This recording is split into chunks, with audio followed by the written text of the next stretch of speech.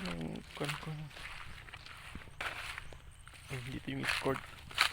Escort. Dug. Dug. Napagod yung escort.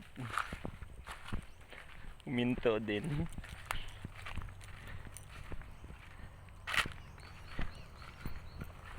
Ito, panahon na naman ng kopra. Panahon ng anihan.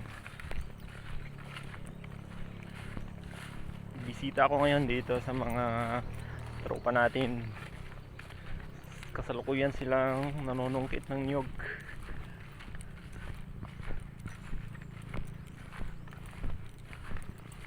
Itong iba dito, tapos na to, nasungkit na. Naipon na sa kanya-kanyang punuan.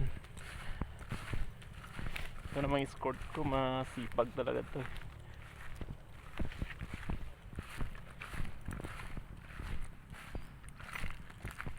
Ito, doon sila sa kabila. Pupuntahan ko sila upang bigyan ng pagkain or merienda. Ito po, dami pong harvest ngayon.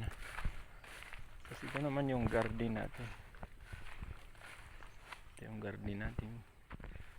Yan, may kamuti. Naghalo na ang kamuting kahoy at saka kamote. Yan. Ito po. Ito yung garden ko. Garden namin ni Mrs. pala. Inaangkin ko ah.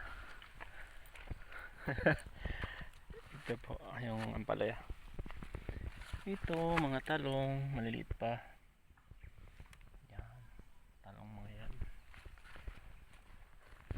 Dito naman yung pipino. Pipino ang mga yan. Yan. Kaganda. Malinis kasi. Yan.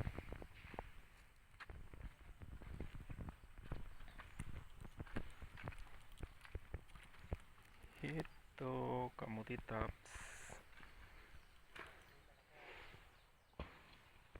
Tapos mayroong dragon fruit.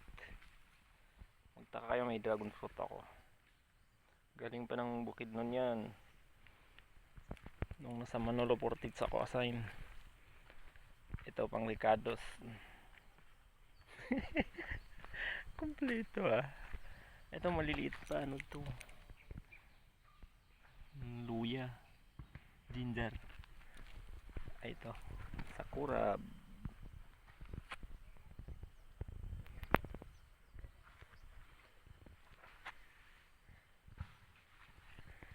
Yan po, lansonis yan.